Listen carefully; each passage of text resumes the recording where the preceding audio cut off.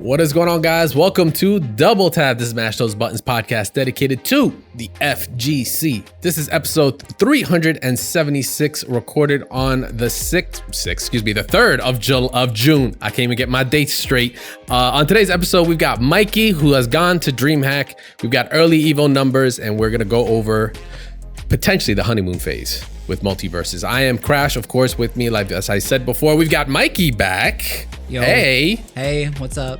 People really liked you last episode. They didn't realize how much they missed you, the longtime listeners. So we had to bring Mikey back. It has no way a reason why, because Mikey decided to go to Dreamhack Dallas. But we'll get into that. Has nothing to do with that at all. Absolutely no. We're not squeezing Mikey for content. What's going on? We got Meza back as well. Hello. That's all I got for you, man. I'm checking my recordings.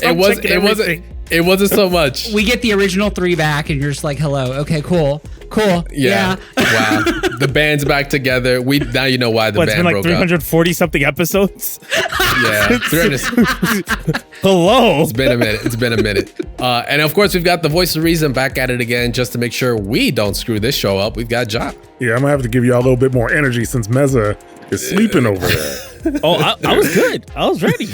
What got me so much wasn't the hello, but it was the hands. I don't know why he did that. He was just like, hello. And he just like gave us like the rawest hand palm. Most of the people who listen to this show just listen to it, Meza. They don't actually watch it. I forget we're not doing that anymore. Even when we did it, even when we were live in stream, I'm like, I was live. Your audience was mostly listeners. So speaking of audience, welcome back, of course, to all our awesome listeners. Decided to give us 2 quarters for an extra credit this week. And for those that are new, stepping up to the cab for the first time they hit start, we appreciate you guys tuning in. You guys can also check out our chapters for all our subject matters, everything we're going to be talking about here on this episode, available on YouTube, Spotify, and any platform that supports podcasting 2.0. And like in any episode, before we get started on this one, we're going to take we're not going to take a quick look back, because instead we're going to take the poll and we're going to bring it up in another subject we're going to talk about later in the show. So no question of the week, no polls to worry about. Actually, no, sorry. I'm fucking that up again. We do have a poll. We have the Multiversus poll. Pick one. Dude, I can't. I don't know what side I'm on of the coin, but we do have a poll. We do have the Multiversus poll that we talked about. I was in the honeymoon phase. I couldn't think right. So we did ask last week, Multiversus did just come out. I think it was hour 3 by the time we recorded. If you guys are giving Multiversus a try, if you guys are going to download it for the first time or come back to it, 54% came up with no. Just not touching it, not gonna go back, not even going to try it. But hey, 54% to 46, yeah, it's an 8% different, but hey, it's still pretty close. There's still people that are gonna give it a try, whether or not it's their first time or their second time. We're gonna talk about how that worked out for them later in this episode.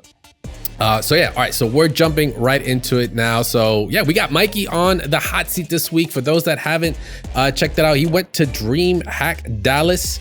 If you didn't know, Dreamhack is a huge just gaming event. I can't even call it a tournament on one side, because it's plenty of convention aspects to it. There's awesome vendors that are out there. There's influencers, personalities, a lot of things to do. But since we are talking about competition here, besides, of course, I Am Dallas, ESL, Impact Dallas, the StarCraft 2 Masters that went down there as well, we had a bunch of fighting game tournaments, including the Esports World Cup qualifiers for Tekken 8 and Street Fighter 6, that really huge event that is going to be going on later on this year with insane prize pools. But Mikey jumped in, put his hat in the ring, says, I can win that money. It's no sweat. I'll just come out of retirement. So we're going to grill Mikey on how he did. First thing I'm going to ask is, Mikey, what'd you play? What did you go to play? So I entered Guilty Gear Strive for Dreamhack Fighters tournament. Sweet, my man. I did enter Tekken 8 for the ECG, and I did enter Street Fighter 6. So those were the 3 I entered. Okay, the big 3. Yeah. Your boy got bodied. Just outright, like in Guilty Gear, we went 0-2 and just got it's okay. No, but like that was my follow-up question. I expected that, to be honest, though, because it's been like I kind of went in super cold. Guilty Gear has not been something I've been actively like on all the time. So like Yeah, it's a little rough. It's Slayer? Yeah, Slayer. And Slayer was he available to play? Did you happen to know? I didn't run into a Slayer, but I did think I saw maybe. him. I think I saw him on the character select screen, so I think he was available. Okay. I don't know if I didn't see a Slayer, but I also think it was too early for people to be bringing out Slayer at a tournament event like that. Never doubt. Yeah. I don't know, man. If you check out, remember Combo Breaker, we just covered it. Motherfuckers was happy to just pull out an Akuma day 2, day 3, like. Yeah, true. But Strive players are like, yo, this game is nuts. So it's like, you know what? I just don't want to put all the chips on the unknown because this character could fucking suck. Right, and and early tells from Slayer was like he's still Slayer, but there are things about him that are drastically different. Like the backdash isn't as invuln as it used to be. So a lot of Slayer players have been not super happy about that. But also, Slayer touches you dead. You dead. Yeah, this also that. That's good. High risk, high reward. We're gonna talk Slayer. Not this week. We're gonna save it for Gabe because it's Gabe's favorite character. I think we're gonna give it a little bit of time for him to develop and marinate a little bit there. So we'll talk some Slayer for sure. Because I've been playing them, and it's gotten enough to get Gabe to play them. So put that as a sign. But all right, 0-2 in Strive. It is what it is. That's a wash. What are we doing in Tekken? Or excuse me, you know what? Let's go with Street Fighter. Street Fighter. So Street Fighter was wild. I got 2 DQs right out the gate. Let's go. That's wins. Yo, that's 2. That's 2 dubs. Those are not wins. I'm not counting those. As far as Star GG's concerned, that shit are wins. They're not wins. They're not. You know what? Technically, it's a draw between me and Kizzy K in Street Fighter 6. That's all I'm going to say. That's a bye. Let's go, Technically, Mikey. that's a bye because he decided to not come. He missed his flight or some shit like Good. that. I don't know. Damn. But basically, my first 2 opponents weren't there. And you know who that landed me against round 1? Fuudo. Hey, let's go. I had to fight You got Fuudo round 1. Nah, Bro. your boy got destroyed. What does Fuudo even do nowadays? Just Plays marry DJ. marry up a razor butt model and have kids. What the fuck? Like, I mean, he doesn't play Street Fighter no more. That dude won already. Technically, if you look at it, you got the experience that no one else got, which is to play against Fuudo, which most people in that environment don't. So I mean, maybe you could have gained a lot of knowledge. You were that good, Mikey. You were so good, Mikey, that he made sure you were up against Fuudo. Yeah, he was like, "Yo, he's not escaping." They knew. No, I got hella bodied. Fuudo was he's very cool though. He was very nice. Did you take a round? No. I didn't take anything off that man. That man bodied me and then said, "Good day, sir." Good you didn't get perfected though, right? No perfect. All right, let's go. That's what I'm talking about. Moral victory. EX Honda headbutt helps. Moral fucking victory right there. I don't give a shit. Could you I don't give a shit. I get 1 hit as I'm on the way down. I don't care. My whole body's disintegrated. I'm like, yeah, I win. But in some alternate universe, Mikey just beat him. How would that change the course of things? They were just this guy's destined for greatness right now. I would have loved to pull up an Event Hub's article and be like, unknown player just knocks Fuudo out. Mikey's just like... And it loses everything else. It doesn't matter. Yeah. just Fuudo. Just knocks him out. No, he bodied me. And then I had to play a Rashid player. I got 1 round. It was funny. The match that I won off him was, it was a double KO. My headbutt collided with his Rashid tornado at the same time as he let it go, and it just double KO'd. And because I had won the round previous, it gave me the match. Yeah, you goddamn right. I don't give a shit. I feel like when that happens, the PS5 needs to explode. Bring another one in. Bring another one in. Yeah. With that particular... Is everybody okay? The Honda headbutt with the Rashid tornado, just the PS5 explodes. I also... And then he got me in the 3rd round, which is fine. I was practicing Ryu that morning, and my Ryu is just not feeling... I just wasn't feeling it. Sometimes you're hot, sometimes you're not. And then I was just like, I'm just gonna play Honda. Fuck it. I'm just dropping. Ryu is just. I was literally dropping the easiest shit on Ryu that day, and so I was like, I'm just gonna use Honda. Fuck it. And then I was doing at least more consistent stuff, but I was still I had bad tournament nerves. Tournament nerves of dropping things was really bad. I wasn't even doing. I was dropping jab butt slam. That's how bad it was, and it's just I was just not confirming my jabs, and that's what killed me in the end. Mikey, Mikey, do you like to drink at all? Are you a social drinker or anything? This is a serious fucking question. My matches were what was Street Fighter 6? No, Street Fighter 6 was at 4 p.m. So I probably would have been okay with drinking before the match if that was the case. Not endorsing any kind of underage drink in any way, shape, or form. Please drink responsibly here. Yeah. But I found out that the key to some players to get rid of the nerves is just have a drink of something. You know who surprisingly that works with? Fucking Static of all people. Does. He plays so much better. He plays so much better on the juice. It's crazy. It's his meter does fill up. And he's not. No, that's why I'm like, it's easy. Just one and done. Like, and he's just like, doesn't think. And he just goes. Isn't there that scale though that like you hit like this like zone of like where it's perfect, but then if you go over, it's just like, oh fuck. Oh, it's sloppy. It's just sloppy. Yeah. It's around the Jamie 4 drink kind of area is what we're talking here. It's about there. It's about there. When the hair's loose. I feel like at least most of us learned that playing like Marvel back in the day. Like we're just like drinking to that point, like as we're getting worse, as like we're getting like into the drinks, we're like, I'm super focused. And then you just hit that one point, you're like, this is not it anymore. Like everything, like anything I thought was smart it's just the dumbest thing in the world. Those that were on that X Factor, and I'm not talking about the game mechanic, but the actual drink motherfuckers used to bring around called X Factor because the shit was red. Yeah, you're the real ones know. The real ones know. Anyway, so you go up against, you get a chance to play against some legends. Yeah, awesome. That was cool. That was cool. I would take that with stride. That's also a great experience no matter what. Okay, so at this point you're like, all right, cool. I'm good. 2-2. I'm feeling good. Went 0-2, 2-2. You're progressing clearly. Tekken 8. How'd that go? Do you count it as 2-2? Because it was like literally 2 buys. Start GG counts it as 2-2. So guess what? Your record is going to show that you have dubs there. So there's nothing you could do about it. Even if you morally don't think so, guess what? The record, when they seed you, they're gonna see that. Yeah. Okay. So then the next day, Street Fighter 6 was Friday at 4. Guilty Gear was at 10 a.m. on Saturday, and then Tekken was 12 on Saturday too. So I left Guilty Gear, and then I went to Tekken, and then my first match was against Taisei. Okay. So another sponsored player. Put you to the gauntlet, my friend. Yeah, he plays Steve Fox. I got the shit knocked out of me. Like it was he just bam, bam, bam, bam, bam. Wait, who are you playing in 8? Who are you playing in T8? You're playing Eddie? We should guess. Guess. Who do I play in Tekken? I thought Nina first, but I went right to Eddie because I thought maybe it's a joke.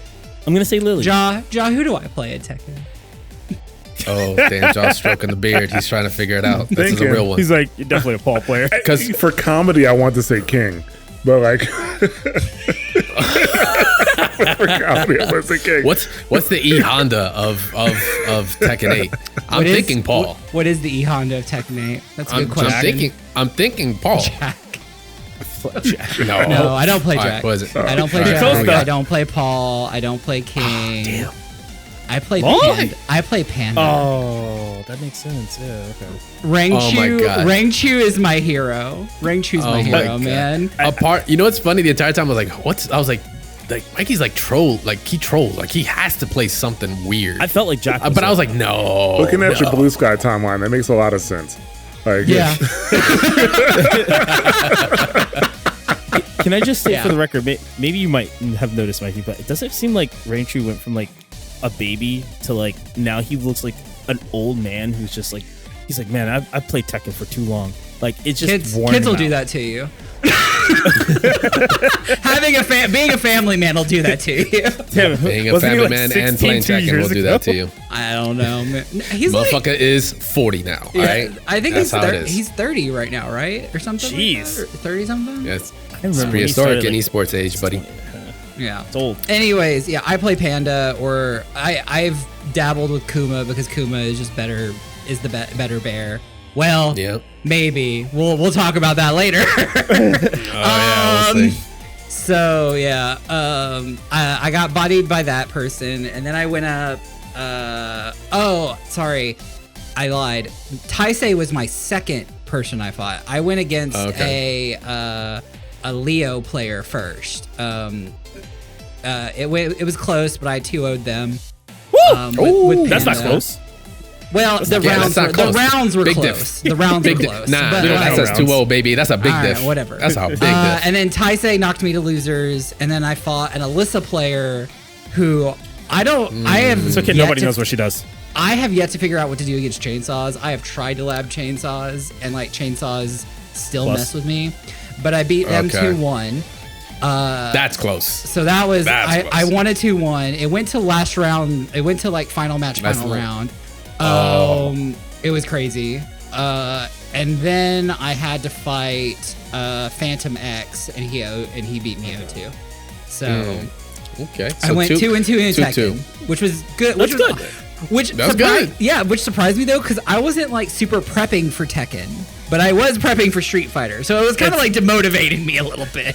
Like I was like, why am I doing better in this game that I'm like panda trolling-ish? Like I'm not. It's the soundtrack. It's the soundtrack. There is a soundtrack buff. Yeah. It is a soundtrack buff. Street Fighter players, y'all getting into it. Telling you. Yeah, the soundtrack is really good in Tekken. It's true. It is. But yeah, like I was really happy with how I did in Tekken, considering, and I was kind of happy. I'm okay with how I did in Street Fighter, considering who I had to go up against first round. And I had got double DQs into winner's quarter final in my pool, and I'm like, why am I here? Like, you're so nice. No, it's not why am I here. You're like, man, I'm so nice. Damn, stop going out the red carpet. Just give me the check. I'm out. Like, it is what it is. I'm not too distraught about how I did. No, for sure. Considering it was a stack. The tournament was literally killers everywhere. Like it was like everyone talks about death pools. Every pool was full of death. AK was in my pool for Tekken. Like I didn't go up against AK, but he was in the pool. Like, he was like, when you make it here, I'll see you. Yeah, I'll see you. So yeah, like DreamHack has kind of been getting that rep of like, if you know kind of deal. Like it is a spy. It's pretty international because like, of course, there's like all these other games and all these other competitions from all these other genres that are there and are pulling in, including like insanely high tournaments like IM and all that, and Counter-Strike in there. Overwatch had an event going on there too. But like fighting games over the years have really started gravitating. It also helps when you have someone like Jabali from the scene that is working the product for DreamHack and is just an expert in the field, right? He's been doing CEO for so many years now, right? I think it's like 14 or something like that. So, the product's only getting better, and it's going to attract more talent, and it's going to just become a go-to tournament. Even though it's not in the same kind of circuits, like it's not a Capcom Cup, it's not a Tekken World Tour stop or an Arc System Works stop or Arc World Tour stop or anything like that. It is still big enough that he does, the Esports World Cup, right? Like it's going to only grow. So that's not really surprising. But we're going to talk about those matches. We're going to talk about those killers, especially really what went down there, especially in Tekken 8, right after this break, guys. So don't go anywhere. We'll be right back. All right, and we're back. Mikey just told us how he almost took down Fuudo. He was going to come up against He was going to come up against AK. If you didn't check that part of the podcast, like go back and go check it out. Sweating, man. He had him sweating. He had him sweating. It was crazy. First and 10 right now for your life, bro. It's wild. I want a disclaimer to if for some reason Fuudo or Kizzy get word on this, I did not beat them. Kizzy DQ'd and Fuudo fucking bodied me. Anyway. Mikey's a recluse, all right? You do forget how it was back in the day. But all right, so Tekken 8, it's kind of like, even though all the games had great matches, let's just put it very clear. Let's put that disclaimer out there. We just talked about how DreamHack had a bunch of great killers. That means we had incredible matches to watch. Unfortunately, I didn't get a chance to really watch a lot of them when it went down. But it's still no short of the competition that went out there. But Tekken 8 was the one that's kind of been making his rounds because of what went down, right, in grand finals. So if you want to put it into kind of like perspective, we're in grand finals here. We have JDCR going up against it was AK. That wasn't not grand. Sorry, it was winners. It wasn't even top 8. It was top really? 64. What? Yeah. Oh, I thought that was on grand finals. My apologies, because I was like, that has to be why the story's going nuts, right? No, it's blowing up because it was in like top 32 or top 64. Okay, it was to get to. It was one of the matches to get to the top 8, because top 8, if you got into top 8 in Tekken 8, you auto qualify for the Esports World Cup. So that's what it was. Sorry. So this match happened on Saturday. Yeah. Roger. Okay, so the match went down between the two, and it was, as expected, a really competitive match. I don't know what else to really say there. JDCR and AK, and the biggest thing about it, unfortunately, is what happened during the game, in the midst of a combo, a game-winning combo from JDCR, where at that time the PS5 got the whole blip of the prompt of, hey, controller, PlayStation button got pressed, that your Bluetooth was on. And that just stops everything. So the biggest part of it, obviously, is that it's a combo. It was a combo, a match-winning combo once again. But the bigger part about it, due to TWT being, it being a TWT stop, it has certain rules that it has to abide by for the Tekken World Tour. In there, it implies that they indicate that the round has to be replayed from the start, no matter the situation. So, mind you, that's already that's an insane thing that happens, but it does happen. Does it absolutely suck that you have to restart a round knowing that you literally had like maybe 2 more button presses or 2 more sequences before taking that qualifying match? Like, right. And to clarify, if one of them pressed the button, they give up the round. But this was a third party. And so because it was third party, neither player, they had to basically go back to final round, and replay that round, basically. Yeah, so unfortunately, the biggest thing to add to that is the fact that JDCR went from the winning position to then losing, meaning out of top 8, making it at 9th, no longer now being able to qualify, and AK moving on from there, right? So it is kind of like the worst case scenario for a player like that, right? Going from like literally being about to win, like literally at the finish line, just needed to take a step or two, to now like you're out of the race is, it's rough. It's the mental stack alone on restarting that round is crazy. But still JDCR made it competitive, but it just wasn't enough, right? So once again, like that happens. And it happens quite a lot. You can look at YouTube, all kinds of crazy tournament matches. Fucking happens at locals, obviously. But the big thing about, that also went down is kind of like the blowback for something that's at that high of a level is what kind of seems to be making its rounds, right? At this level, when you're playing at these high, super top tier events, especially ones that are qualifying you to make, historically the most amount of money in a tournament prize pool in the history of fighting games, right? Along to maybe probably other aspects of esports. Things like the quality control needs to be up there. And this is no slack against the team. Like, clearly they've been doing it. Jabali knows what he has to do. Sometimes shit happens, but this is really what I take away. This is like the biggest lesson, is that I think you're going to see, in the paperwork, in the procedures, somewhere down the line, moving forward, somewhere in the big old bold letters, please ensure the Bluetooth, or please ensure the enforcement of removing controllers is like 100% verified, because it is a small thing. Don't get me wrong, it's a small thing, but it makes a huge it could be huge consequences, as we've just seen here. This has just been the biggest example that has happened to it. Yeah. And it did happen at top 64 in pool E1, and so he dropped to losers for it, and then it just made his run that much harder. But also just the thought of like that happening, and you're literally on winning combo, and then you're on ice then because people are like, stop playing, like we got to figure it out, and then you're out of like. You're out of the flow, right? Like everyone talks about the flow zone or the flow of like a fighting game, and it just like putting someone on ice like that like can just completely like wreck. And so it does suck, but I agree, like it's up to TOs, tournament organizers. There is some player responsibility to like go in and maybe check a little bit, but it's more on the TO to like. Exactly. I would not. I'm on the other fence. Coming from the production side, coming from the event side. Yeah. I have someone on stage, a stage handler, someone that is literally going like, "You ready? You ready? Okay, start the match." You see it. It's very common. It does not take much more to ensure that that person in their roles and responsibilities of being up there is, hey, make sure this is clear. Or if someone else is coming up, you're following procedure. Checklist it before every match. I agree with you on the big stage streaming setup. Definitely.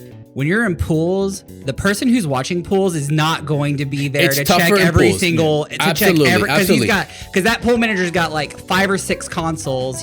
He's gonna have You're to not wrong. Like that's kind of like players are gonna have to like take a little bit of ownership of that on that aspect in the pool environment. On the big stream setup, where there's already like lights, camera on the players and all that pressure's already there, and you're on stream, like TOs and organizers need to kind of like take that on a little bit headway more. I've said this before because we used to do this in the Pokken community, at least because it was kind of the most reasonable thing. Somebody actually found a way because, the Switch is, and Wii is probably the worst experience with controllers just reconnecting. We took it upon ourselves to, if you played on a Pro controller, we just took the battery out and you had to play wired on a Pro controller. So you always had to have your cord. You always had to plug in. I kind of think, I do agree. I think it falls on the players. If you have a PS5 controller, I'm sorry, open that bitch up, take the battery out, play it with USB connection. You should be doing that. You can't? PS5 controller. PS5 trash. I was gonna say like my initial thought was like we should be I'm running the fucking tournament. You are. They should be enforcing like wired controllers, but I think like which right, like there's only one port in the front of the PS5, but I'm pretty sure there's 2 USB ports in the back. There is, because the one has the whole melting thing problem with PS5s actually melting USBs in the back because of the hate venting. Well, didn't they fix that? Didn't they especially with the new PS5s? I don't know if they fix it, but TOs fix it by putting a hub instead on it, where it now comes to the front and you put your ports to the front. But you can't connect controllers to it, correct? Yes. Yes. So I mean, I that's what I would think would be to enforce connecting, a wired controller. Those like Mikey was saying with the pools, right? Those TOs or those people who are watching pools aren't going to be able to they're going to have more to do than the people on the main stage. But at the same time, those pool matches are just as important. They are. Especially in this tournament, because there were so many matches you didn't see on stream that were like crazy as all get out matches, because they are like sponsored versus sponsored player or whatever like that. Right. There are so many matches that you didn't see that happened in pools that were just nuts, straight up nuts. The thing that kind of gets me is people have been like posting online, obviously on Twitter, talking about there's a function to turn off wireless connections and you can plug in and play. I don't know how far that goes because I'm not a TO on PS5, but I know of that. I know of that mode. The problem with it is that there are like not even just converters, but certain controllers or wired controller arcade sticks and such that have a problem. Like even hitboxes that have a problem connecting in that mode. So now you're like, it solves one issue, but now kind of brings up another. So it's kind of like a lesser of two evils at this point until, I don't know, some sort of tournament mode or something like that comes on. Or, just maybe a process thing or a managing remove the connections. I don't understand why this is always hard for competitive players. Your environment. You've been going to these for years. I can understand. Little kid, maybe doesn't know, played for the first time. Fine. I get that. But I'm pretty sure a majority of these players, it's not their first been around the block. Yeah, they've been around. We're talking about you're seeing death pools, you're seeing a lot of these top players that are playing. I don't understand how it happens on stage, considering that is probably the most important place where if you have somebody, they should be like, clear connections. Okay, hey, did you disconnect your controller or did you just turn it off? Right? Those are things they should be seeing as it's happening, just like how we watch, whether it be ESL tournaments or anything like that. They have somebody on stage, you're not even allowed to plug your controller in for Capcom Pro Tour. They have to do it. yeah, it's easy. You're not wrong. There is a level of procedure at that level. Even when you're talking, League, LCS, or Valorant and stuff, like there are people dedicated to that to make sure like you're sitting down. And this is more people at on stage than any fighting game tournament. But at the same time, I think honestly, this is just pulling up to be an insane lesson to really kind of hammer that home. Like, look at what the worst case. Like we all saw it happen. Like. Thousands of people saw it on Twitch. Thousands of people saw it in person. Like, holy shit, to someone who took it on the chin, by the way. You just put it out there. JDCR did tweet afterwards, hey, finished 9th. I should have checked the Bluetooth. I could have done better. Like, putting it still on himself, saying, like, I could have checked it. That great mentality, taking it on, like I said, take it on the chin. He could have easily just flipped the table. And just like had any right to be like, bro, this place fucking sucks. You suck. I'm out. And like middle finger everybody. You could have easily gone that way. Kept the mental stack and kept going. So at least props to him for that. I think the biggest thing is like looking at this. Yeah, I agree with you. It is an experience for the DreamHack team, fighting game team. For sure. Bailey's. Yeah. And he hasn't really had any mishaps for the past few years he's been doing it there. But I also look at stuff like Combo Breaker where all the power went out. Who do you like? You can't really just attack the TO for that. But I'm saying like that was lightning. But I'm saying it in the sense of like there's gonna be mishaps even if they're out of your control. I don't think attacking a TO or anybody like that is the reasonable choice. Absolutely due to the fact that I say it now that I'm a TO. I'm like, damn, put myself in those shoes. I was like, I wish the best for all TOs that are like doing the right things. So it's kind of hard to sit here and say, maybe if I was a player like 10 years ago and I was like, man, that really happened, that's BS, like it's all this tournament sucks, like I could say those things. But I do agree, JDCR definitely handled it better, and me personally, I would handle it 10 times better now. But before I could definitely say I'd be like one of these guys out there. Like, you would have flipped that. You would have flipped that table. I mean, you can. It's serious. It's a serious thing, right? We're trying to. We've surpassed playing for respect. We're playing more for higher stakes now. Like it's like playing poker. You wouldn't want somebody to deal out incorrectly, or whether it be for a big blind or anything like that, a small blind. So this is something you kind of like. Oh damn! Like I got the wrong amount of cards in a pack. That's just Right, and I mean these players are playing for a spot for millions of dollars. Like let's like it's a lot of money, and like so it I mean not this tournament's winner like the payout was only like 15,000 or whatever, but that's still really high. It's just compared to like the whole World Cup, the jump. Bro, give me $20. I'll be like, yo. But like there was still like it was the pot was huge, so like it's a big deal. But like no one, let's get this straight, no one deserves death threats ever. Absolutely no. That kind of response is it's not needed, it's not wanted, it's not progressive, it's not productive in any way, shape, or form. All right, this is a lesson. We're all here. We all learned it together. Shit happens. It is what it is. But once again, just be better, right? Be like JDCR. Take it on the chin. Be like, yo, I'll be better. I'll do better. Good on you. So I'll ask you a quick question. One more thing. Oh yeah, go on. And also, no one needs to come for AK either. Like. He was distraught by the end of that match. He felt really bad, and a lot of people have been like piling on him and like, why didn't you just give it to him? And it's like he can't. The rules literally say that he can't sandbag the match, or else he gets like DQ'd, and then he's not allowed to play anymore. He gets banned, and then he like the rules are there to keep the players safe from crap like this because it's not up to them. No, it isn't, unfortunately. Not unfortunately, I think it makes sense because you don't want them to make that kind of call. It's not their responsibility. Exactly, it's not. So real quick, I got one quick question. Going forward, if like looking at Jabali's situation, JDCR's and everybody's situation, right? Mostly Jabali's because he is the one running DreamHack.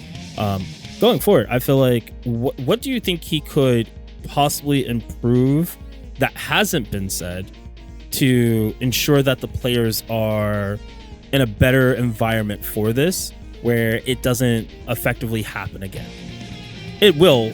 Usually these things do, right? It's unavoidable, but like to the best degree he can, what do you think he should do? If we're talking without Sony involvement in some way, shape, or form, because it's gonna be tough to kind of like pitch that to Sony, be like, hey, could we have a tournament. I mean, I think it'd be kind of tough to pitch that to Sony. You think they'll have development time to be like, here's a tournament mode to turn this shit off?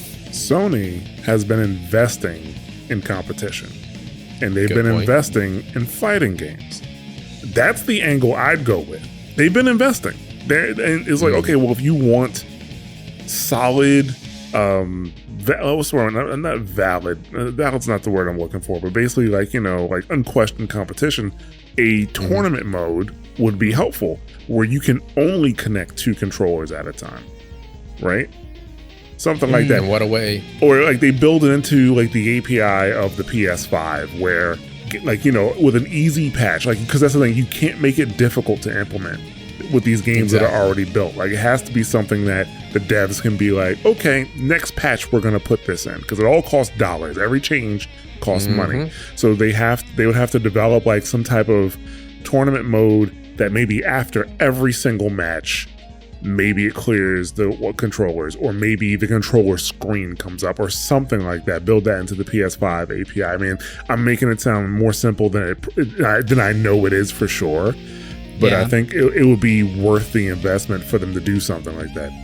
Okay, well then, then if that's, I would pull back then on I would say if it is with that kind of thought process, then yeah, my angle would be reach out to Sony. Try, clearly, like you said, if they're investing and they want to, for one, get an incredible amount of rapport from the community, any competitive community, there, you know, this is going to be a good look for them to do that. But, you know, that would be the good angle to go off of. It's just talk to Sony and get developer involvement on that.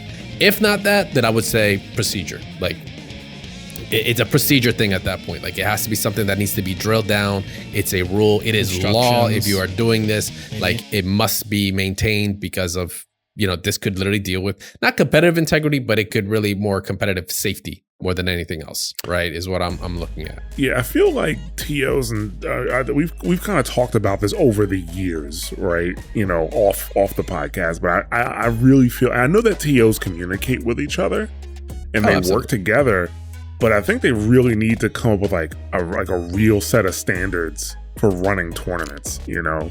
And even something that's like, yeah, this tournament is whatever verified or certified that we're running the tournament in this way. And I think that'll go a long way, because if all TOs kind of ran their tournaments in a way to avoid these problems, I think it'll be helpful. Yeah. Plus universal. Yeah, well, also like things like the Tekken World Tour could also like implement like tournaments have to be run this way, like they how they have those rules already kind of set up.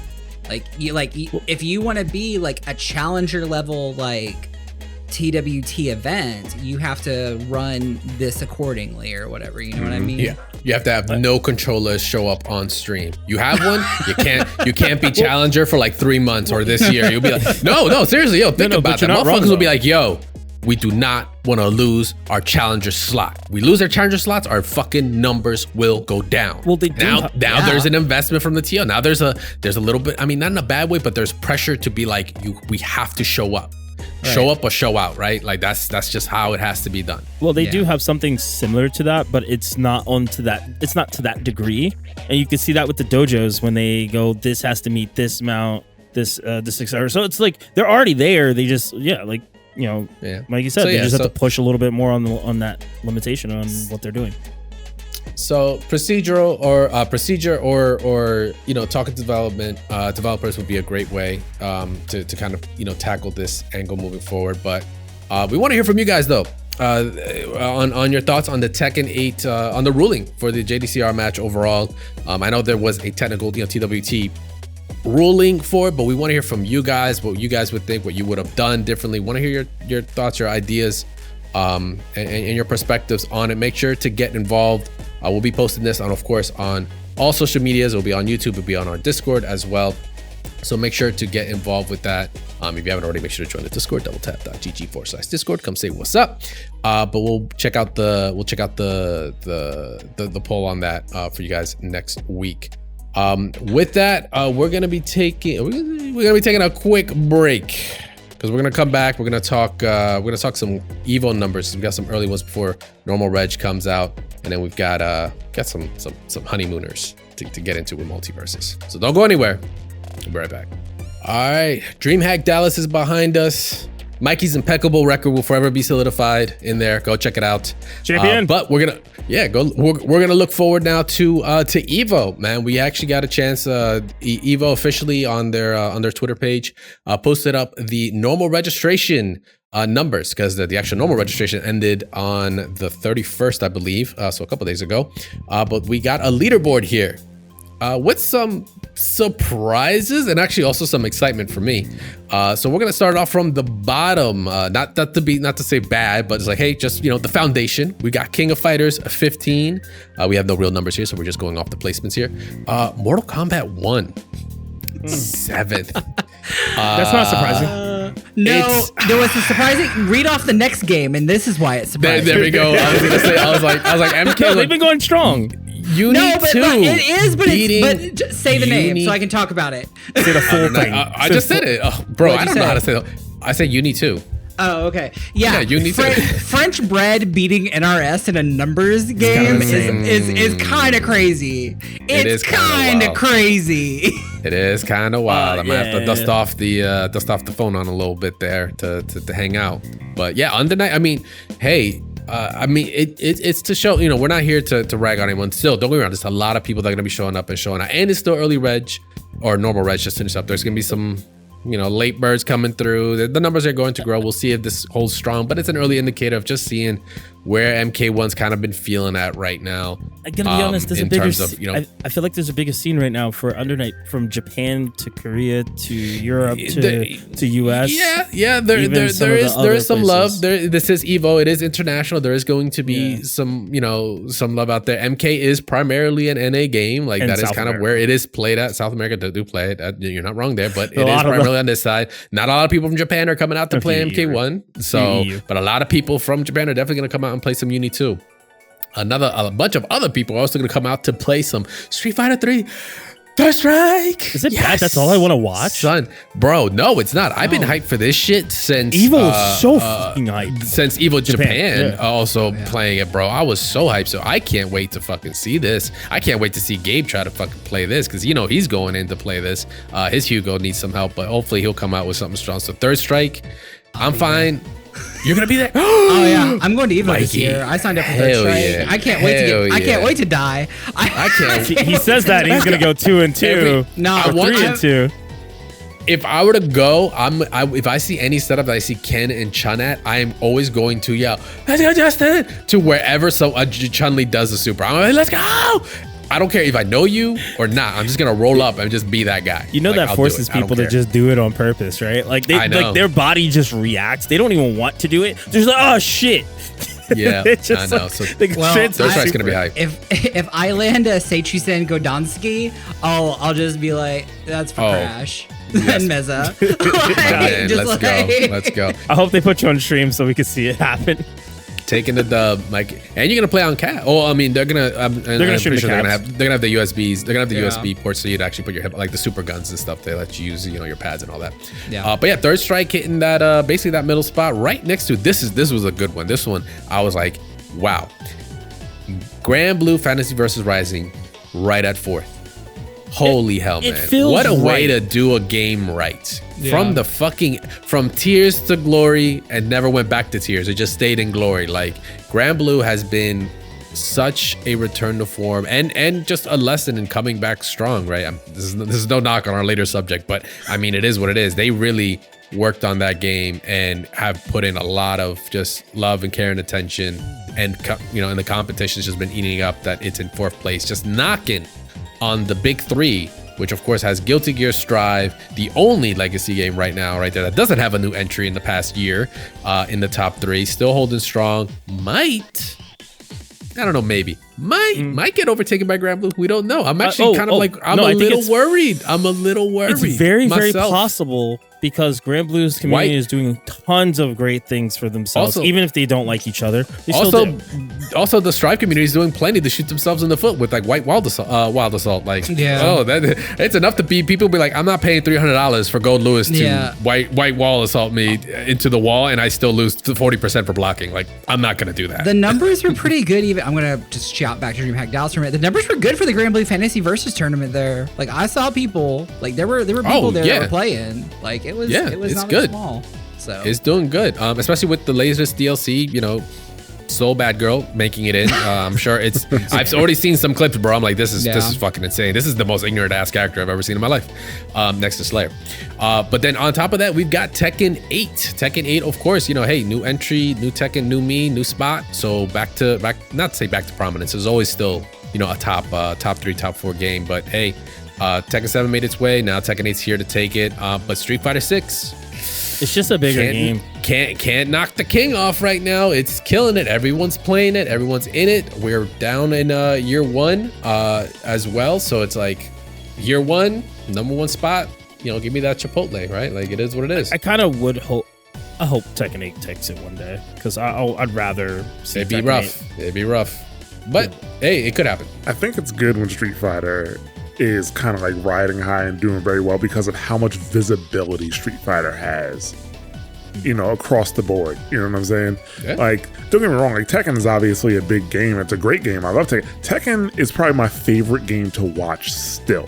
You know? Tekken's geared for spectating with all their like mechanics they introduced in 7. Like 7, 7 ramped up spectating to like a whole new level. Once again, Tekken is the only game, naturally, without having something like a huge counter or something like being put in the screen for you to feel the hits. Like Tekken, like when someone gets counter hit and they're just, and you see the character get hit and they're like jostled, they're coming down to their knees, you're like, he's dead. Ooh, yeah, this guy's actually dead. Say, ooh, now you're just hitting a dead body. You don't even know if it was a good move. It could have been a jab, and it just counter hits you like, ooh, and it counter hits so visually, they like, even if you don't play fighting games, visually you can understand. Like, so like when you're watching Street Fighter, right?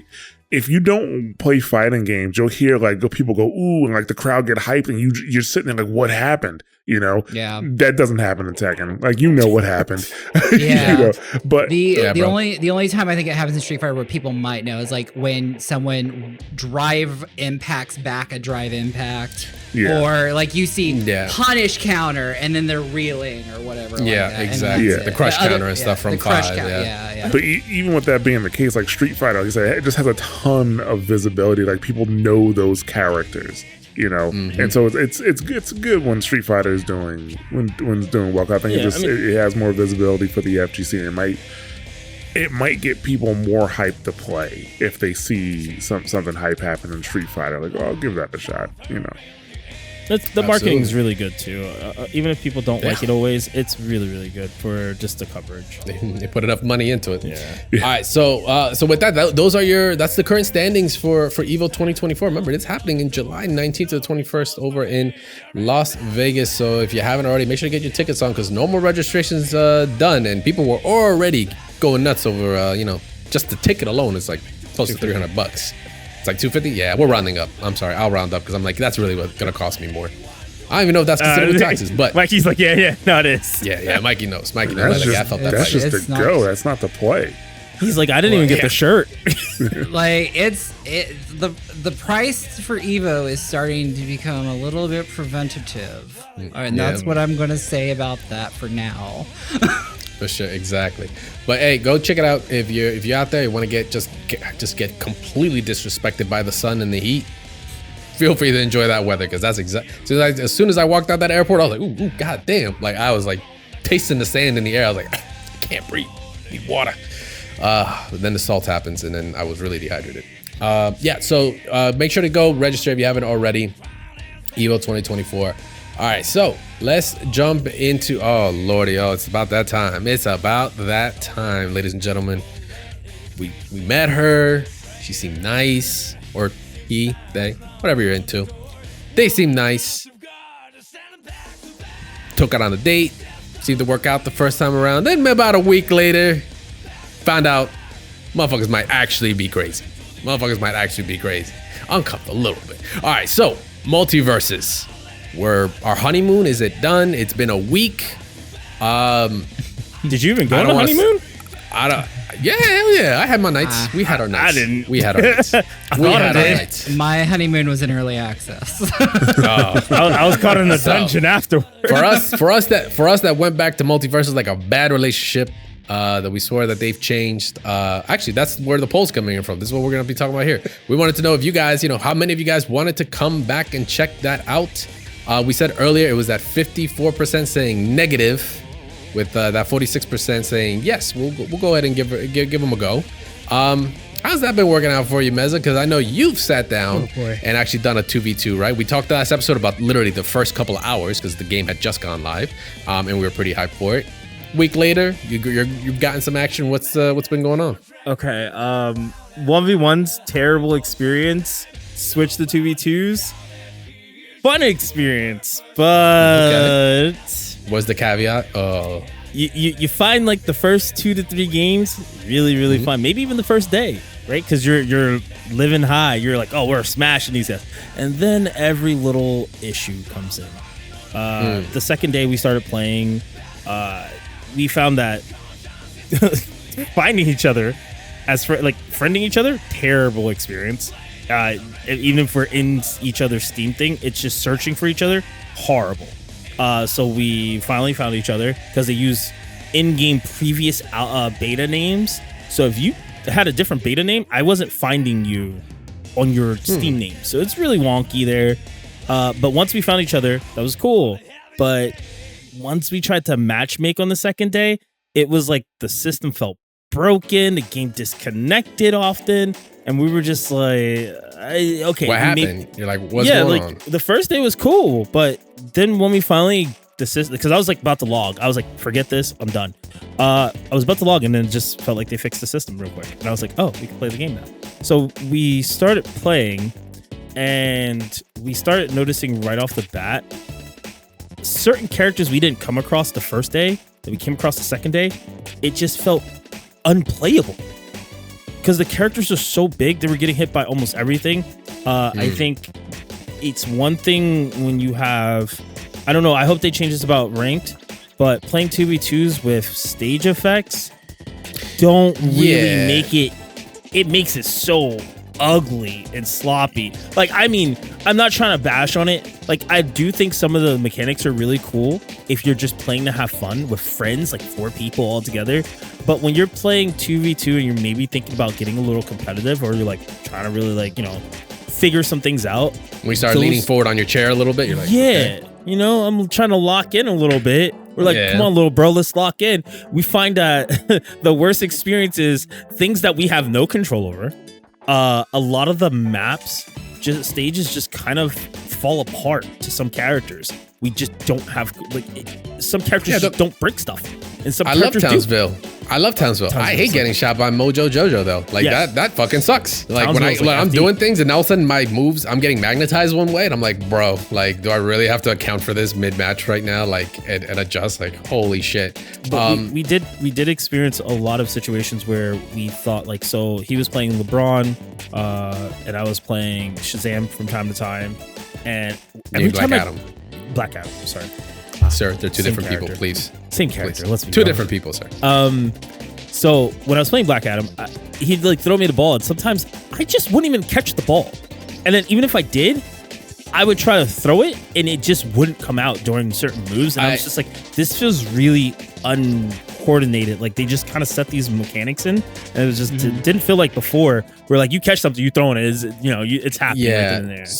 So just in the early, like, just to kind of like follow up on that, over this week, right? So to kind of sum up like experiences here, it went from, the honeymoon phase is not a joke. It was good. It felt right. You want to say, Meza, like in the very beginning, and then as you kept playing, you kind of started seeing kind of the chips in the armor, the kind of kinks here and there, to realize there's actually, if you look back on it, it's like, oh shit, there's a lot of problems here.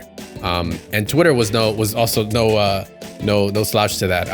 My feed was getting just bombarded with just examples of really broken mechanics, not just with LeBron, especially LeBron actually, because the first thing, one of the earliest things I saw was when he had, because right now he has like no cooldown on his like basketballs. No, zero. Which now he can set multiple ones, and we're talking characters like Iron Giant that literally have a size differential to all these other characters. Like GG's, like it is not actually hard to put you in a loop where you're stuck in between and your percentage is going up, and it's like, I know we joke about like my goal is to not let you play, my opponent play. I'm supposed to stop you from having fun. This is a one-player game. Like, sure, technically you're doing that, but it's not being done the right way. Bro, I quit Yu-Gi-Oh! And Magic the Gathering for a reason. I don't like I want to actually play the game. Well, at the current state right now, some characters are not allowing to do that. LeBron, one example, Bugs Bunny, right? His safe thing. Oh my God. You see two bugs on a team, you're like, all right, well, we're fucked. Because if you get touched with the two safes, like the collision is not coded right. So now you get stuck in an endless loop, and your stock is going up, and not in a good way, like from like, Wall Street stock going up. You're just fucking gone. Like, sold. I will say this. I've never had to experience forcing myself to play a character into like unranked matches because it stops. It literally stops Bugs Bunny. Like playing Black Adam, I'm like, oh, I have to just down B. Okay, shield's up. All right, how long does it last until I have to deal with safe again? But I will note something that you said previous episode or two ago is when we did first start playing, I did very, very much enjoy learning that the more I played, the faster the game did become. I still think the characters are a little too big for the screen, but the game got faster once I started learning to move certain types of ways around things and get around obstacles. Yeah, I feel like that was going to develop. It's that early stuff. You don't know what you're doing, what your hands and such. You're just doing what you're doing, what you think feels right. But essentially, as you kind of develop, you'll get a flow. And that's how I was feeling day one. Like, from hour 1 to hour, like I think 3 or 4 by the time we even started doing the show last week, I felt the game go faster. I mean, granted, I was playing Harley Quinn. She's a bit of a faster character, but she's very much slower than she was before. But that has been one of the biggest pieces of one of the big pieces of feedback and complaints that have been getting rounded up. So if you go and check like the Multiversus like subreddit right now, like our Multiversus, there is the first message, the first thread you get is literally general feedback from the 29th. I think that's when it was first posted, but it's been updated since, and you're just getting a laundry list of things from the community, from Twitter, from that subreddit itself, obviously, that they're putting together criticisms and feedback. Obviously, this is just to be constructive. No one's just saying like, Jason is broken, fix him. No, it's like, LeBron is broken, literally fix him because I cannot play. It's creating a really bad experience. Like, there's one thing of like being outmatched and maybe a character counterplays you, like, okay, that's one thing. But when the character just outright does not function as intended, and it's also preventing you from even experiencing the game, now we have a problem, right? And so that's just one aspect of it, right? We're talking, they're getting super technical with it. It could be as wild as the input buffer being estimated at 30 frames is kind of wild. I think, Ja, you actually brought that up before the show. You were kind of, you had a chance to mess around. You were just having a hard time trying to time things just because it felt like sluggish. I don't know if it was just the input or it was just the delay on the timing of like the moves that you're trying to put in. Yeah, it definitely felt a little, because I was playing Wonder Woman, and like an easy setup, it'll be her using a rope, pulling them in, hitting them with the sword. Like, it was just the timing was just like slightly off, and it really made me not want to like try to, I guess, counterplay, but more play safe. Got it. So even on a fundamental level, that's not a good checkbox to have, right? But then there were things here that I wasn't even aware of that were kind of shocking to me, to be honest, on this list. The biggest one actually honestly happened after we got done last week's show was the what I thought was one of the greatest things they could have done in this free-to-play model. When it comes to players that are trying out characters, it is at the local level in training mode. Previously, you were allowed to play any character, regardless if you had them unlocked in actual for ranked and such. If you wanted to try Black Adam but didn't feel like, ponying up the money to buy him, only to then be disappointed not only in the movie but also in the character. The movie wasn't that bad. You didn't have to make that. No. Listen, we ain't starting this. That movie was trash. We ain't starting this. Don't stop. We ain't starting this. The Rock will come after us. Anyway, Dr. Fate, only good part of it. But you know, that was, I thought I praised them for that. A lot of people praised them for that because guess what? That did one thing. For one, it allowed players to once again try out characters without having to make that investment. But also, for one, that's a good on the player, good on the community, good faith for them. But if they liked it, it guaranteed you that someone was then going to buy a character versus not knowing and not making an educated decision on doing that. That's like, that's some Tekken shit with Eddie. That's what it sounds like to me. Yeah, right. So that shit was crazy. I was like, oh, it could only be that, right? But then slowly more and more things, like, you know, things that I honestly didn't even think about that I was like, oh shit, like these are some things that would actually be amazing to have that I didn't realize I was missing. I was kind of a bit more looking in the gameplay than anything else. I was more focused on that. But things like the unable to actually select your servers is you know, in a game where netcode and such is kind of a big deal. Like it's like, wow, you know, I didn't think about that. I took it for granted because I'm like, I'm doing it in all these other fighting games. Like, why don't I have it here? Good question. The rifts are being a bit more difficult to level up, especially they're being more what's it called? They're requiring to 100% rifts. Like you need multiplayer to do it, which kind of sucks because I get it. The game was built for 2v2, but there was still a big emphasis that like you don't have to. It could be a 1v1. There's a 1v1 mode clearly that you can just do and enjoy and play a ladder at. So they're clearly not just saying you should play 2v2 all the time. But if you're offline, or rather your PvE environment, part of the game that is meant to be like you to enjoy, so that way you don't have to play people or don't want to, or maybe can't. Now you can't really even go in and be like, okay, I'll be a completionist to this and 100% it. Kind of sucks to, you know, that you're inherently just handicapped. Yeah, it's pretty shitty. Like it's not a good look. It does not feel good at all. For you know, if you're already putting this time into it, it should be something. It should have been something like, it's as easy as like a rift mode that's a 1v1 rift mode versus a 2v2, or a single player versus, you know, a multiplayer one. Just a couple of values need to get changed. That's about it. Just 100% it. Like it shouldn't. I don't think it should be that difficult. I mean, mind you, I don't know the entire process, but I feel like that's something that it could have been a bit lower hanging fruit that they could have taken care of. I think something that kind of like I felt making it seem bad. I really do like the game. I like the concept. I like what they're going for. I enjoyed the game myself. I want to make that clear as well. Like, we're not here to rag on it. I enjoy the game. I want the game to succeed. I think it's a great game. We just want corrections. And what I mean by corrections is not like, oh, fix the game right now. I'm saying maybe this would have been better. Like some people felt to just hold off a little bit longer, because that's what we thought the year was for, right? We thought the year was, okay, they're going to come back stronger. And I felt like they did, but then it was just like, well, making these mistakes here and there. It's like, how, like, you know, you had this year of development and you had this opportunity, and not to say they squandered it, but first impressions are very important in this day and age. Like, and my personal, one of my things that I was kind of like, y'all couldn't even do, like, if I can't trust you. So one of my problems that I had is my character had cosmetics from the previous game.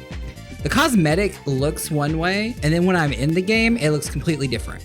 Yes. Or it doesn't look the same.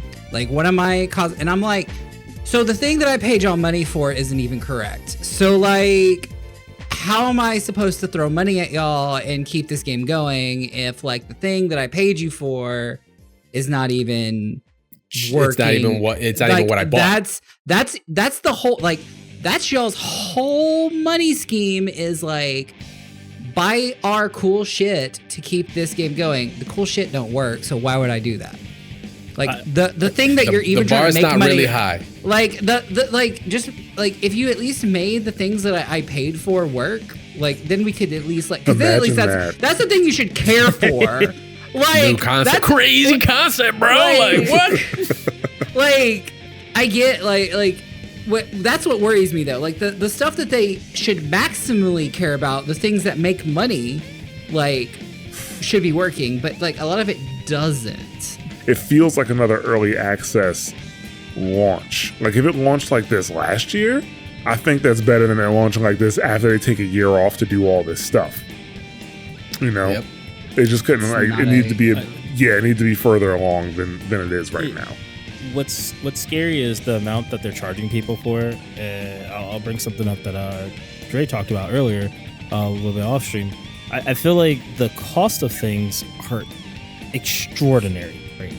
For something that you're trying to get people to pay money for, like little bits in here. And don't get me wrong, I see people with the costumes on. I'm like, y'all are crazy. Y'all didn't even play the game day one. Y'all just saw the costume set. Yeah, they loaded in, baby. But the thing that scares me is there's more to the issues with that is we have yellow and red bars around ourselves that just almost like highlight the character to the point where it's almost, why did I even buy that costume if it was red? Now I have like this yellow or red bar around. Now I got this hue, this add layer above Photoshop, colorize, drop down on this layer is basically what went down. It's those quality. I mean, it's a bit more of a quality of life thing, but yeah, like, you know, if you're gonna make the costume look bad in game, why the hell would I want to buy it then? Right? Like, is it just to stare at it when I load up? Not really a great selling point. I'm just gonna be real with y'all. I'm gonna say the mean thing real quick. I'm gonna say the mean thing, but then I'm gonna also reel it back and say they're trying. Okay, look. Okay. If you're gonna try to track characters, just do what Smash did. Put a little player icon over my head. I'm cool with that. Don't give me this weird highlighting, or just highlight me and my teammate. That's it. Or the other team. Just like in Counter-Strike. But they're trying. Counter-Strike, you know, like, I'm just saying, man. Like, if I hover over them, they're red. If I hover over them and they're blue, they're my teammates. I get it, right? But there just has to be a better system than just highlighting us the whole time, which it does get funky with all the maps. Sometimes, sometimes with some of the maps, you're that bright yellow and a bright sky. It's like it gets difficult. But they give you the option to fix that. They do let you change it. I think with the highlighting, it just needs to be the stroke needs to be smaller. Because, like, for example, Overwatch, like, you're always highlighted, but most people don't notice. And on top of that, I think a lot of people will change the colors, like, because I know my every time if I watch an Overwatch stream and I see somebody on default colors, I'm like, scrub, you know. But like, you know, I was just lazy, and it was that one time, dog. Like, chill. It's like, I forgot the game looks like this. Like, you know, when I see that. Wow, what a piece of shit. Does it reignite you to get back on and be like, damn scrubs, how to change colors? Nope, not enough. I've been enjoying my time away. I think eventually I might go back, but I've been enjoying my time away. I think the thing about Multiversus, right? Clearly they're far from where they need to be, and they're running in danger of people losing interest in the game, which is going to, you know, make the game shut down, because there's always new games coming out. There's always new live service games coming out. We're about to get a bunch of Overwatch clones coming out in the next year, right? So you got to kind of keep it going, I think. And I mean, who knows what's on there, because I don't think they've really given like a dev roadmap or something like that. But all we know is puns and villainy season 1. So I think one thing that would really help them, if they could do it, is to add customization options for custom games. And that would help with the competitive aspect of it. Which, if the competitive aspect could kind of stay alive and stay healthy and show that the game is fun, I think that, and keep people watching it, I think that will help keep the game alive to a degree. Because like, one of the biggest problems, I think, is the speed, right? Besides throwing you off, or throwing me off at least, but like you said, you kind of get used to it and can move better. It's still boring to watch because of the speed. Like, I just see a bunch of characters kind of floating around. If you were able to, exactly. If you were able to tweak those numbers, if you were able to tweak those speed numbers a little bit, you know, and make a couple of other changes to make the game more competitive, I think that changes everything. Because people, I don't know if either people don't know, or they kind of forget that a lot of the most popular competitive games, those settings were tweaked by the community. Counter-Strike plays the way it does because the community, over time, made those settings and made those rules. League plays the way it does because the community made those settings and made those rules, you know? So people will find the most competitive and fun way to play the game while keeping it fair. Give the community that opportunity to do so. Absolutely. And then if it works out well, add it to the game. Make it the norm. Exactly. I think the scary thing right now, I'll say, is just the dip in the player base, and this is kind of what you were talking about, is just like people losing interest. Like we expect a dip from the 114K, right? Yeah, absolutely. But absolutely. No, you know, the 114 whatever, we're like, yeah, we're on that high. Yeah, we're going up to the fucking moon, right? Like that's normal. And that's reasonable. Expected. And the first day, obviously it's gonna dip down the next day. But we start seeing it even itself out from the dip to 23,000 to 71 to 50, you know, 34 to 50. But it's going to margin out to at least this 30 to 40K. And I think that's the scary part, is that's a good number for most games. But for a free-to-play big game like this, I don't think that's very good. Depends how much money they're putting into it. I will say that.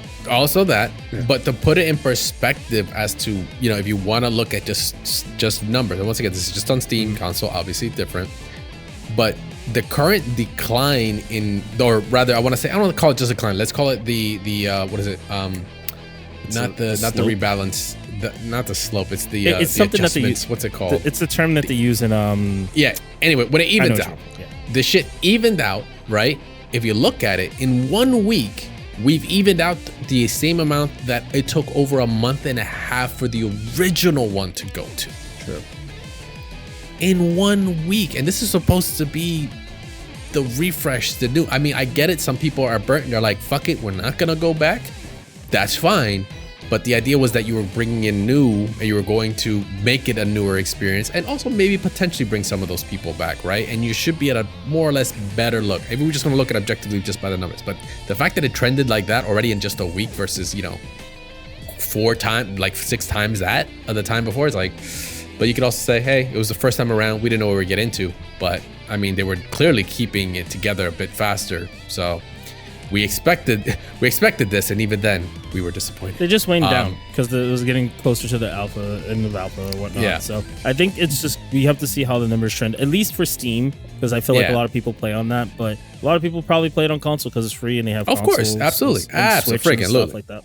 Absolutely. But we're taking this with we're still a light at the end of the tunnel. Like Tony Hune, the game's director, is obviously, he's been very vocal, and he was vocal on June 1st when he actually posted up saying, hey, thanks for your feedback. The team is hard at work on it. Some of the missing settings and features from the open beta are incoming team colors and end of game stats, swapping sides, neutral track adjustments, input buffer settings, much more info coming soon. All right, I saw the tweet. I just read that sentence. I was like, bro, that was a lot of shit at the end of that sentence. That I was like, oh, stop. You should have ended the tweet earlier. But they've been transparent, which I give them props for that. They're like, listen, we understand. We hear you guys. I'm sure they're coordinating with things like that subreddit and Discords to get community feedback. And like you said from Ja, basically to the degree of like just hearing the community, seeing the settings, seeing what people are like, hey, this is what's going to work. They're on it. That's great. That on that side is great. On the other side, it's like some people then ask, why come out like this, you know, in the first place if you're gonna have all this to still deal with? On the other side of that is, guess what? They can only have so much data internally. You gotta let it out to the masses to find out if it's gonna be a hit. You might think it's a great game. John might think it's a great game. Mikey might like it. Meza might like it. I might like it. That's only 4 people. When you're sending it out to thousands or millions of people to actually give you data, that's when you really see the trends at. That's why, like, I don't know, like with games like this, you really got to give your community tools to tweak and customize games. I'm not saying you got to go and give them like full mod kit access or map building access or something like that, but at least tweak. They'll do that eventually.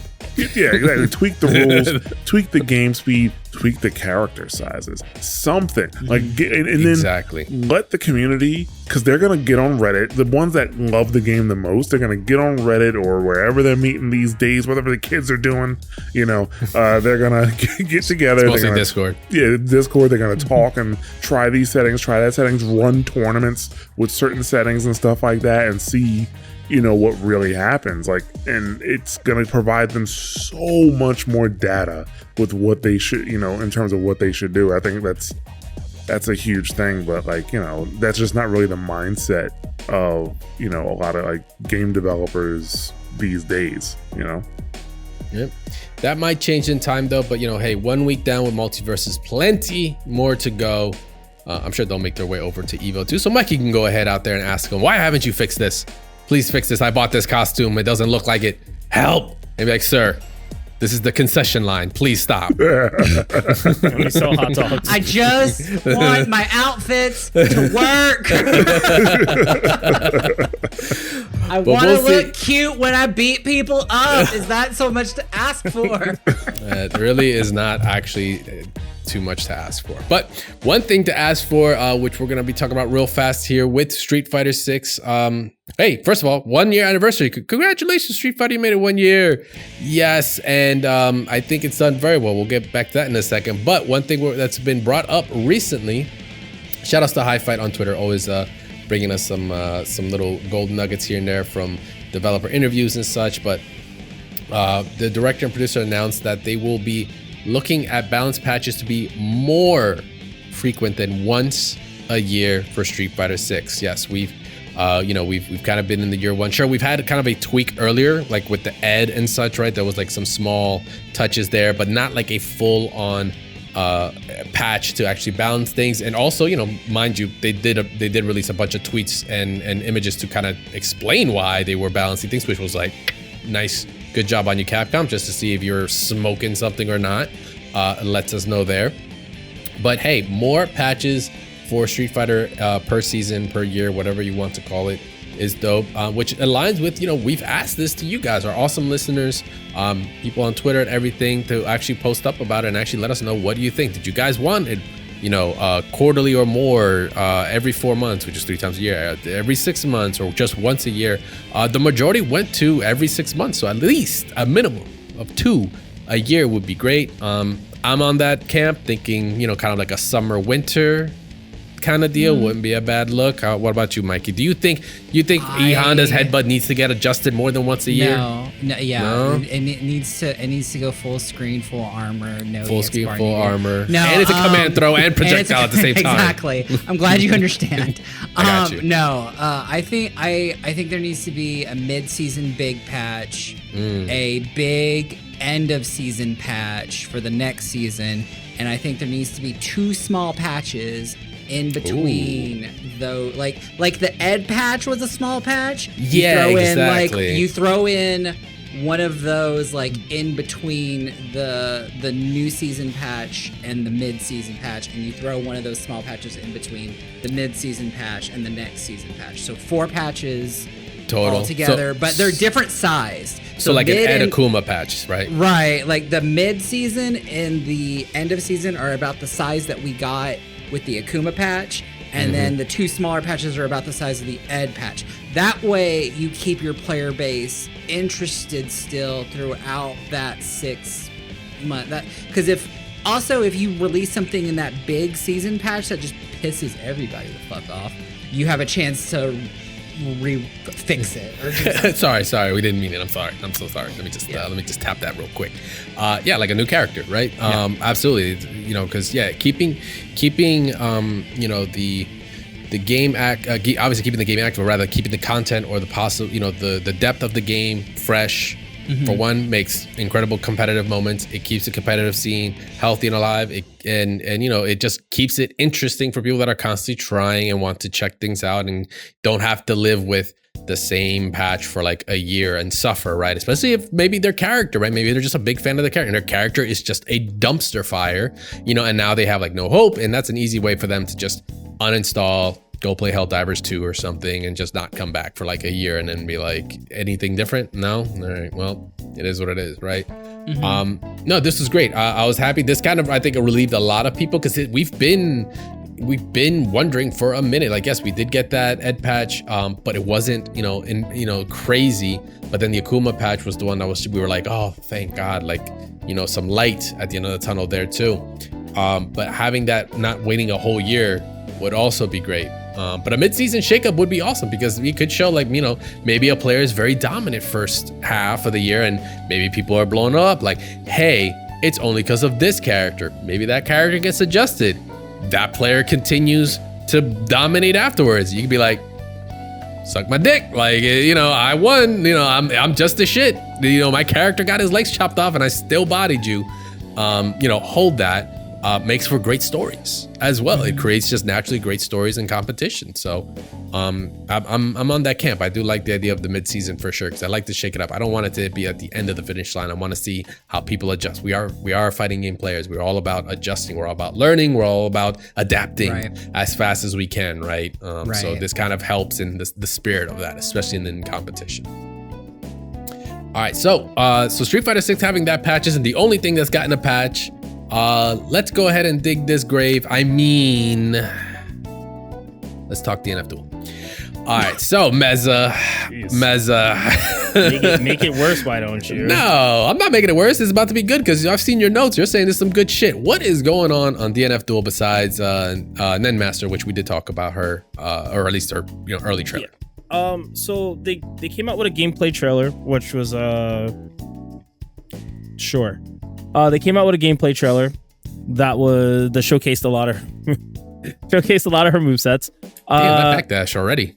Yeah, she has probably the most interesting backdash in the game. Terrible run. But the biggest things that I want to talk about was she has really good movement, which we've been kind of seeing with new characters. She has one armored move, which doesn't make sense because we kind of, as a community, discussed where the direction of the game was going. It seems like they're going into that direction of guard break / armored characters with mix. So, my favorite kind of archetype. I mean, Monk was a good example.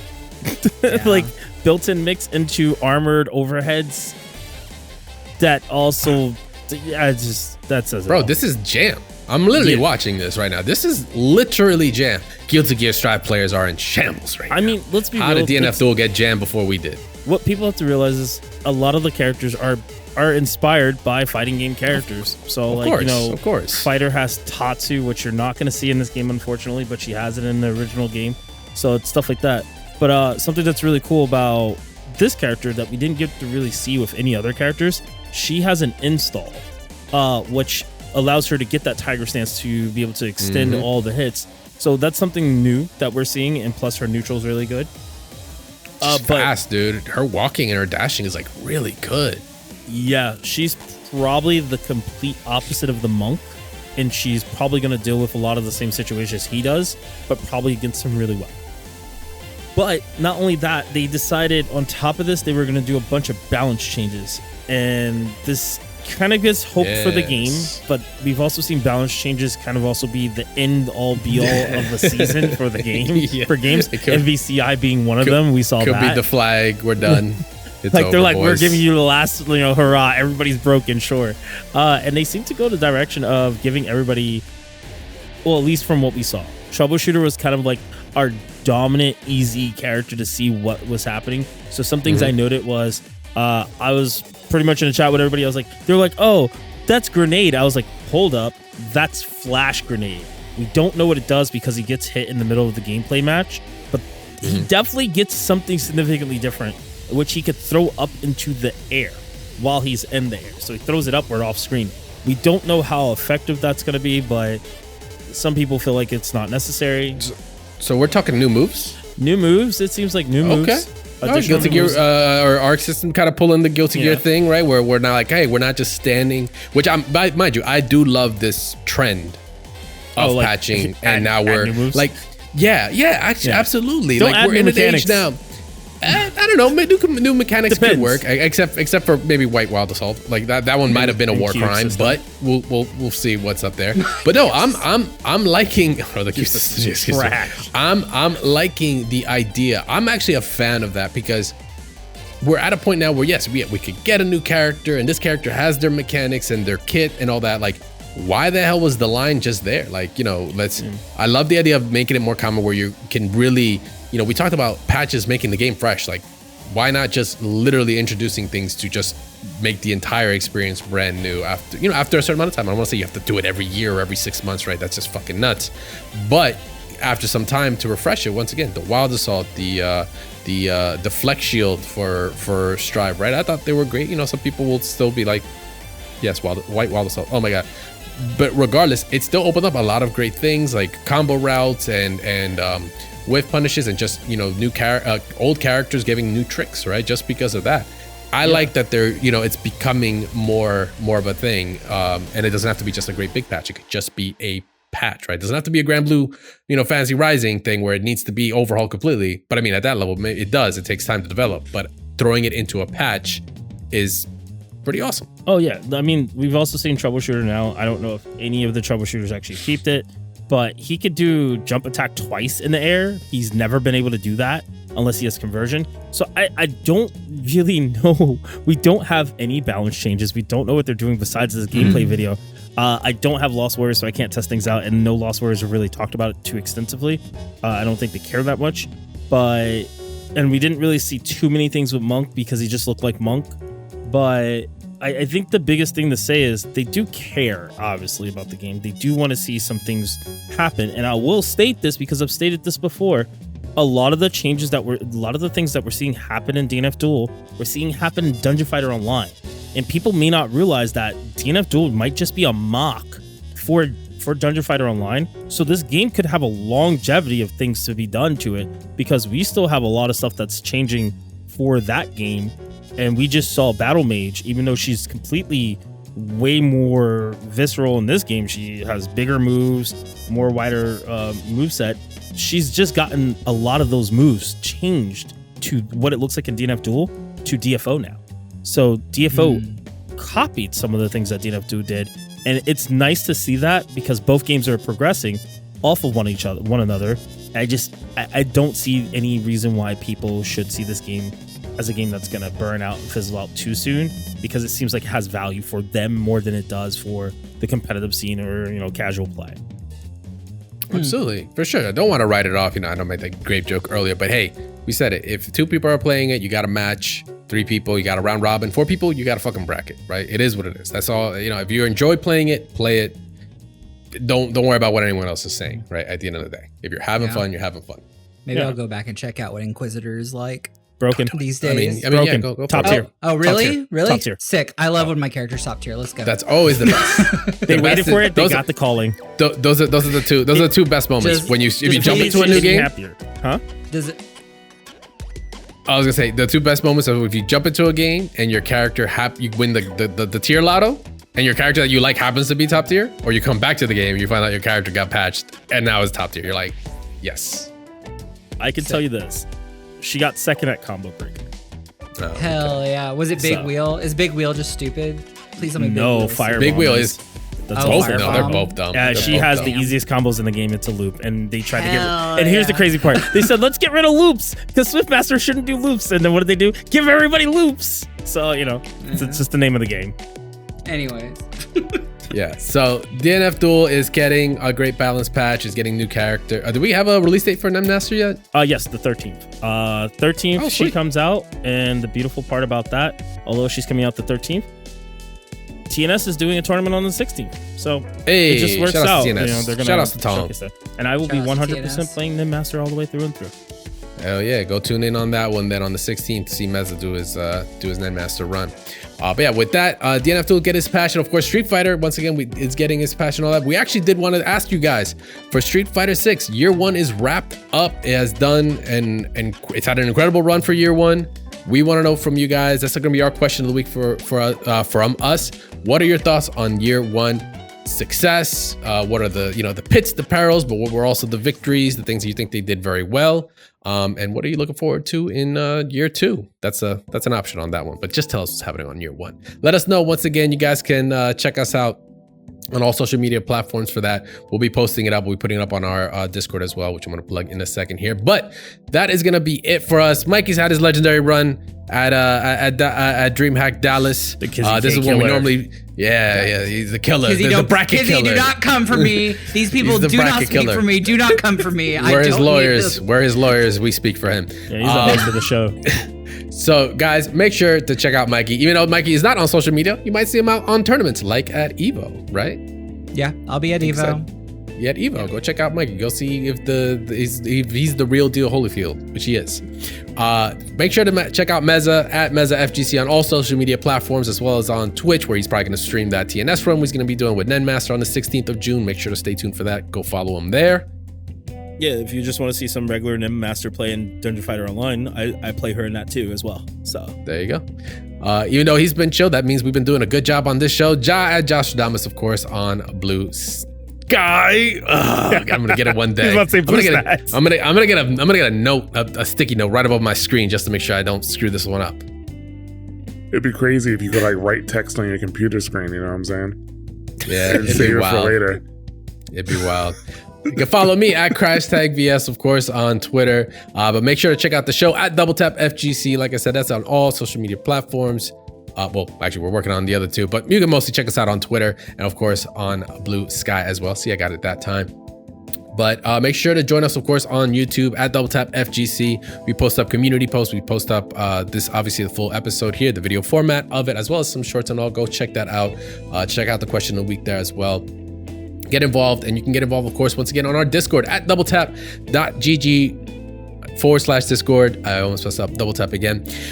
Go check us out there. Check out our awesome community. We'll be posting up the question there. Get involved. We want to hear from you guys. If you have articles, things you guys want us to check out. This happens quite a lot. You know, we said earlier, leave the game for the community to build it. We also have the threads there for you guys to check us out and show us the articles, things that we want to kind of talk about, because it makes for great conversation. We've got involved with you guys as well. We do appreciate everyone that has done it, everyone that's going to do it in the future. You guys can also make sure to support the show. You can just like, retweeting, all free of charge. Sharing it helps a whole lot. Getting it to the right people, getting it to more people to listen. It does help. We love doing this. We enjoy people that have a passion for it, and some people just don't realize it's out there. It helps a whole lot when you guys like it, retweet it, tag us. It's all much appreciated. You guys can also rate and review the show on your favorite podcast platform of choice, so we can know what we're doing right, so we can keep on doing it, and what we're doing wrong, so we can go back into the training room and work on that matchup and come back stronger than ever. Stay tuned for after the show to hear about all the other shows that are going on here on the MTV network. We'll be having a new episode next week. Maybe we'll talk about Multiversus again. I don't know. We'll see what's going on there. We'll see how like I said, post-honeymoon works out for us. But I've been Crash. That's been Mikey. That's been Meza. And that's been Ja. We'll see you guys next week. Peace.